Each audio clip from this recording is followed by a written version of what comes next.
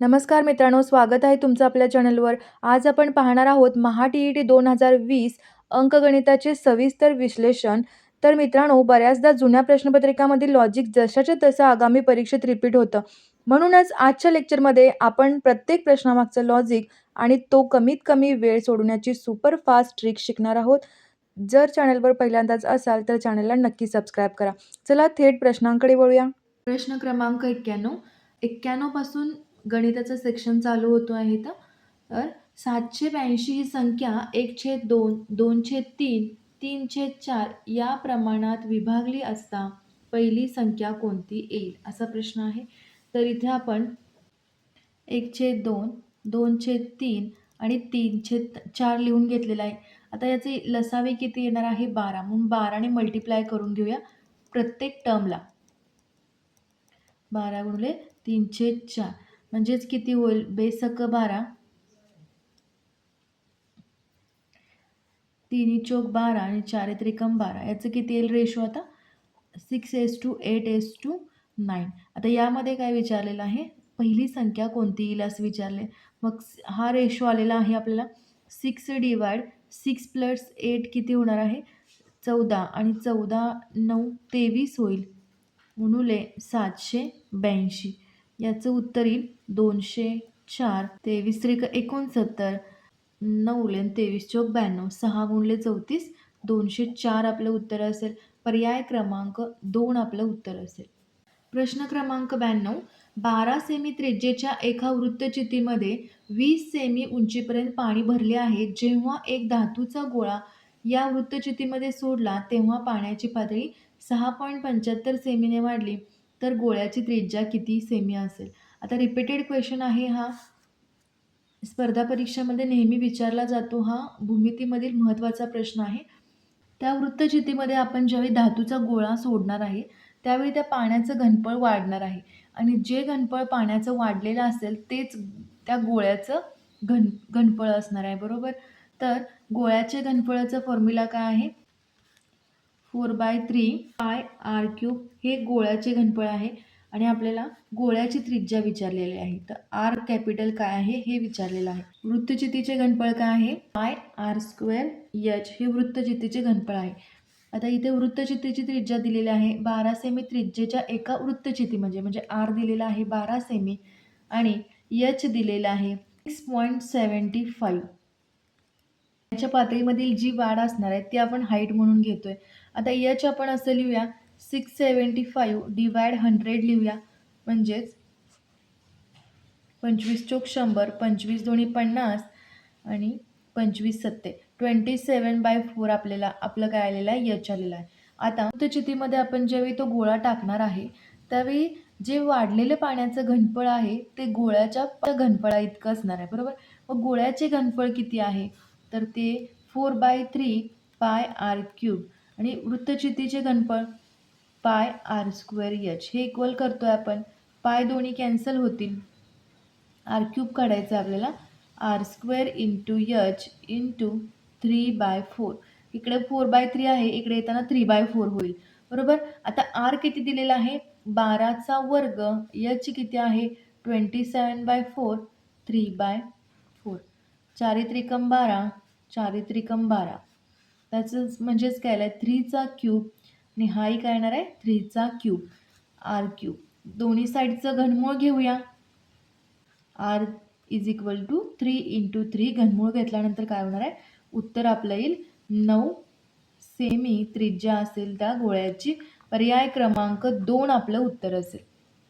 प्रश्न क्रमांक 93, एका वस्तूची किंमत 20% वाढवली. वाढवलेल्या किमतीवर किती टक्के सूट जाहीर केल्यास ती वस्तू मूळ किमतीस विकली जाईल. आता ती वस्तू मूळ किमतीस विकली जाईल हे इथं सेंटेन्स खूप महत्त्वाचं आहे. वस्तू मूळ किमतीला परत त्या विकायची आहे. फॉर्म्युला सिंपल वापरायचा इथं आपल्याला. आणि इथं त्याने काय विचारले किती टक्के सूट जाहीर केल्यास. सूट म्हणजेच काय कमी, बरोबर. त्यावेळी आपण फॉर्म्युला कोणता वापरतोय 100 + r × 100 हा फॉर्म्युला आपल्याला इथे यूज करायचा आहे.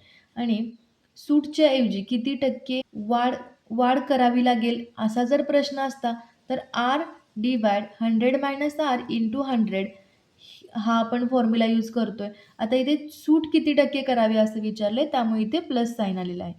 इथे पण तुम्ही कन्फ्यूज होऊ नका.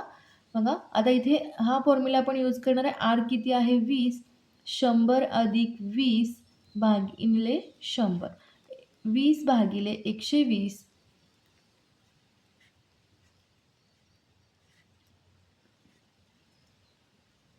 8 भागिले 12, 4 दोन्ही 8, 4 त्रिकम 12, 16.2/3 आपलं उत्तर असेल. पर्याय क्रमांक 1 आपलं उत्तर असेल 16.2/3 टक्के सूट जाहीर केल्यास ती वस्तू मूळ किमतीस विकली जाईल. इतका सोपा प्रश्न आहे हा. 2 फॉर्म्युले महत्त्वाचे आहेत. इथे काय त्यांनी सांगितले सूट, म्हणून पर्सेंटेज कमी किंवा पर्सेंटेज सूट साठी आपण हा फॉर्म्युला वापरतोय आणि पर्सेंटेज वाढसाठी आपण इथं मायनस यूज करतोय. चला वळूया पुढच्या प्रश्नाला. क्रमांक 94, जर a²bc³ इज इक्वल टू 5चा क्यूब व ab² इज इक्वल टू 5⁶ तर abc बरोबर किती? सिंपल प्रश्न आहे बघा. हिंदी पण नाही आहे हा प्रश्न. सिंपल या दोघांचं मल्टिप्लिकेशन करायचे. या इक्वेशनची डावी बाजू काय आहे, त्या दोघांचं मल्टिप्लिकेशन आणि उजव्या बाजूंचं इज इक्वल टू 3 इंटू 5⁶. आता हेच काय होईल, a³ होईल, b³ होईल आणि c³ होईल. 5⁵ इंटू 5⁶. आता हे काय होईल, घातांकाचे ॲडिशन होईल. 3 + 6 किती होणार आहे, कारण a⁻m इंटू a⁻n काय असतं, a⁻m+n. इथे आपलं काय होईल, 5⁹ होईल. दोन्ही साईडचं घनमूळ घेऊया, कारण ABCची व्हॅल्यू इथे विचारलेली आहे. घनमूळ घेतल्यानंतर काय येईल, BC होईल घनमूळ घेतल्यानंतर. आणि घनमूळ 5⁹ कसं लिहितोय आपण, 5⁹/3 लिहितोय आपण. म्हणजेच 3 त्रिक 9, 5⁵ ABC बरोबर 5⁵. पर्याय क्रमांक 2 आपलं उत्तर असेल. क्रमांक 55, जर इथे 4⁵ ची ॲडिशन आहे, 4 वेळा ॲडिशन केलेलं आहे. छेदामध्ये 2⁵ 2 वेळा आहे. त्यानंतर इथे अंशामध्ये 6⁵ 6 वेळा आहे. 3⁵ 2 वेळा आहे छेदामध्ये. इज इक्वल टू 8⁻n तर n बरोबर किती असा प्रश्न आहे. हेच आपण कसं लिहू शकतोय, 4 इंटू 4⁵ लिहू शकतोय, कारण 4 वेळा आहे 4⁵. त्यानंतर 2 इंटू 2⁵ लिहू शकतोय, 6 इंटू 6⁵ आणि 2 इंटू 3⁵ 3 टाइम्स आहे, म्हणून 3 इंटू 3⁵. पूर्ण घातांकाच्या नियमावरती डिपेंडेंट आहे हे एक्झाम्पल. आता a⁻m इंटू a⁻n कसं लिहितो आपण, a+n, a⁻m into a⁻n, a⁻m+n म्हणजे किती होईल, 6 होईल. 2⁶ होईल, कारण हा काही नाही म्हणजे काय असणार आहे, 1 असणार आहे. 6⁶ आणि 3⁶. आता b⁻m म्हणजेच कसं लिहितोय आपण, a/b⁻m. आता हा रूल इथं आपण यूज करतोय. नेक्स्ट 4/2⁶ करूया आणि 6/3⁶ इज इक्वल टू किती दिलेलं आहे त्यांनी, 8⁻n दिलेलं आहे. आता हे बेदोणी 4 म्हणजे 2⁶ इंटू 3 दोन्ही 6 म्हणजे 2⁶. आता हेच कसं लिहितोय आपण, 2⁵, 2चा तिसरा घात म्हणजे काय असणार आहे, 8 असणार आहे, मुले n. आता इथं बेस समान झालेत, म्हणजेच काय पुन्हा हा नियम यूज करतो m+nचा. 6 + 6 काय होईल, 12 होईल आणि 2 इथं मल्टिप्लिकेशन होईल 3n. म्हणजेच बेस समान आहे, 12 3n म्हणजे n किती येणार, 4 येणार, कारण 3 इकडे डिवाइड होणार, n 4. पर्याय क्रमांक 1 आपलं उत्तर असेल. प्रश्न क्रमांक 96, समीकरणावरचा प्रश्न आहे हा. जर x + 1/x is equal to 17/4 व 4y² + 4 + 17y is equal to 0 तर x व y यामधील संबंध खालीलपैकी कोणत्या पर्यायाने दाखवता येतील. समीकरणाचा डिटेलमधील टॉपिक आपण बेसिक राशी व समीकरण, एकचल समीकरण, वर्ग समीकरण हा पूर्ण टॉपिक आपण आपल्या चॅनलवरती घेतलेला आहे. ज्याला कोणाला प्रॉब्लेम असेल त्या टॉपिकबद्दल तर तुम्ही तो व्हिडिओ तुम्ही बघू शकता. अगदी बेसिकपासून ॲडव्हान्सपर्यंत पूर्ण चॅप्टर आपण आपल्या चॅनलवरती घेतलेला आहे. प्रश्न क्रमांक 96 काय आहे बघा. एक्स इथे कसं लिहितोय आपण, x plus 1/x is equal to 17/4 दिलेला आहे त्याने. आता 17/4 म्हणजेच काय होतं, डिवाइड करूया. 4 चौक 16, 1 4. ओके, म्हणजे एक्स काय आहे इथं, हेच आपण कसं लिहितोय, 4 प्लस 1/4 म्हणजे एक्स आला 4. ओके, याच रूपात आपण हे लिहिलेलं आहे. एक्सची व्हॅल्यू आपल्याला काय मिळाली, 4 मिळाली. त्यानंतर पुढे काय सांगितलेलं आहे, आता इथे आपण वर्ग समीकरण सोडवणार आहोत. इज इक्वल टू 0 हे सेकंड नंबरचं इक्वेशन आहे. तर हे कसं सोडवते बघा, 4y² 17y plus 4 is equal to 0. पहिला आपण ते ax² plus bx plus C is equal to 0 या फॉर्मॅटमध्ये लिहून घेतलेला आहे. त्यानंतर इथे किती आहे, 4, 4 चौक 16. तर 16चे असे अवयव करायचे की बेरीज इथली 17 आली पाहिजे, म्हणजे 16 एके 16 होईल. आता इथला मधला चिन्ह कोणता आहे, तो मोठ्या संख्येला देतोय आपण, आणि इथे हे जे चिन्ह असतं इथलं ते आपण 16ला देणार. मग प्लस इथं प्लस प्लस होईल, 16 एके 16 आणि 16 आणि 1 17. म्हणजे व्हॅल्यू आता त्या पुट करूया आपण, 16y अधिक y plus 4 is equal to 0. 2 part करूया यामध्ये. इथे 4y कॉमन निघेल, ब्रॅकेटमध्ये काय राहील, y प्लस 4 राहील आणि plus 1 y plus 4 is equal to 0. हे सेम रिपीट होतात. जर आपलं इक्वेशन इथंपर्यंत सॉल्व केलं बरोबर असेल तर या ब्रॅकेटमध्ये जो येतो तो सेम या ब्रॅकेटमध्ये येतो. आता काय लिहूया, 4y plus 1 is equal to 0, y plus 4 is equal to 0. आता इथे y ची किंमत काय येईल, 4y इज इक्वल टू -1 म्हणजेच y इज इक्वल टू -1/4 आणि y इज इक्वल टू -4. आता इथे दोन्ही yच्या किंमत ज्या व्हॅल्यू आलेल्या आहेत, दोन्ही yच्या ज्या व्हॅल्यू आलेल्या आहेत त्या निगेटिव्ह आहेत आणि एक्सची व्हॅल्यू काय पॉझिटिव्ह आहे. म्हणजेच आपलं उत्तर असेल x is greater than Y. म्हणून पर्याय क्रमांक x is greater than Y, त्यामुळे पर्याय क्रमांक 2 आपलं उत्तर असेल x is greater than Y. प्रश्न क्रमांक 97, एका कारखान्यातील सर्व कामगारांचा सरासरी पगार 8,000 रुपये आहे. त्यात 7 कामगारांचा सरासरी पगार 12,000 रुपये, उरलेल्या कामगारांचा सरासरी पगार 6,000 रुपये आहे. तर कारखान्यातील कामगारांची एकूण संख्या किती.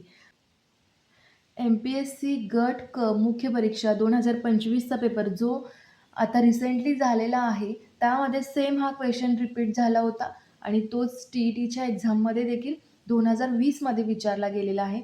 म्हणजेच काय, एकूण स्पर्धा परीक्षेमधील जे मॅथ्स आहे ते प्रत्येक स्ट्रीमचं मॅथ्स काय असतं, एकच असतं. तर प्रश्न क्रमांक 97 बघूया काय आहे. प्रश्न आपण अगदी शॉर्ट ट्रिक वापरून सोडवणार आहोत. एका कारखान्यातील सर्व कामगारांचा सरासरी पगार किती आहे, 8,000. ओके, तर त्यात 7 कामगारांचा सरासरी पगार 12,000 आहे आणि उरलेल्या कामगारांचा सरासरी पगार 6,000 आहे.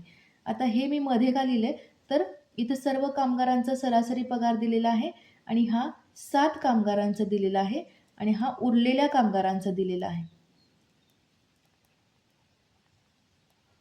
MPSCमध्ये तो प्रश्न कंत्राटी कामगार आणि नियमित कामगार आणि कंत्राटी कामगार असा प्रश्न होता. फक्त वर्ड चेंज झालेले आहेत. आता इथे कसं सोडवतोय आपण, तर 8,000 वजा 6,000 किती होईल, 2,000 होईल आणि 12,000 वजा 8,000 किती होणार, 4,000 होईल. म्हणजेच 2:4 म्हणजेच 1:2 आपला रेशो असेल. म्हणजेच आता इथे 7 म्हणजे 1 आला, म्हणजे 1 म्हणजे 7, तर 2 म्हणजे किती असणार आहे, 14. तर आपल्याला त्याने विचारलं आहे कारखान्यातील कामगारांची एकूण संख्या किती, 7 अधिक 14, 7 अधिक 14 21 त्या कामगारांची संख्या असेल. पर्याय क्रमांक 3 आपलं उत्तर आहे. यापेक्षा इझी मेथड कोणतीही असणार नाही. मिश्रणाचं लॉजिक आपण इथं यूज केलं आहे. मिश्रण जो चॅप्टर आहे त्याचं लॉजिक आपण इथं यूज करून अगदी सोप्या भाषेत अगदी सिम्पल वेनी याचं उत्तर आपण फाइंड केलं आहे. पर्याय क्रमांक 3 आपलं उत्तर असेल. चला वळूया पुढच्या प्रश्नाला. प्रश्न क्रमांक 98, आकृतीत चौकोन PQRS ची परिमिती काढा असा प्रश्न आहे. PQRS, तर इथे टी-ई-टीच्या एक्झाममध्ये भूमितीचे प्रश्न तसेच अंकगणिताचे प्रश्न दोन्ही असतात या पेपरमध्ये आणि ग्राफचे प्रश्न देखील विचारले जातात. त्यामुळे प्रिपरेशन हे तुमचं दोन्ही बाजूने असलं पाहिजे. ऑप्शनला कोणताही विषय ठेवून चालणार नाही. तर इथे पी-क्यू-आर-एसची परिमिती काढा सांगितलं आहे. सुरुवातीला आपण काय करूया, पी वरून काय करूया, एक लंब काढूया. त्याला नाव देऊया इथं टी देऊया. आता हा जो झालेला आहे तो काय असणार आहे, आयत असणार आहे. पी-क्यू 2 आहे आणि क्यू-आर किती आहे 6. हा किती असणार आहे 6 असणार आहे बरोबर. टी-आर काय असणार आहे 2 असणार आहे. आता आपल्याला परिमिती काढण्यासाठी काय पाहिजे तर चारी बाजूंची ॲडिशन करतोय आपण. पी-क्यू-आर-एसची परिमिती. आता ही एक बाजू आपल्याकडे आहे, ही आहे. इथे टी-आरची व्हॅल्यू माहीत आहे पण एस-टीची व्हॅल्यू आपल्याला माहीत नाही आणि एस-पी हाही आपल्याला माहीत नाही. तर आता आपण इथे काय करणार आहे आणि आपल्याला एक दिलेला आहे. हा जो लंब टाकलेला आहे आपण इथून पी पासून टीपर्यंत, त्यामुळे हा किती असणार आहे 90 डिग्री. हा 45 त्याने दिलेला आहे. आता पुढे सॉल्व करूया आपण.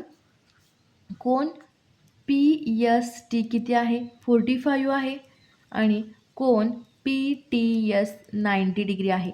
म्हणजेच त्रिकोणाच्या तिन्ही कोणांच्या मापांची बेरीज 180 डिग्री असते. कोन एस-पी-टी काढता येईल.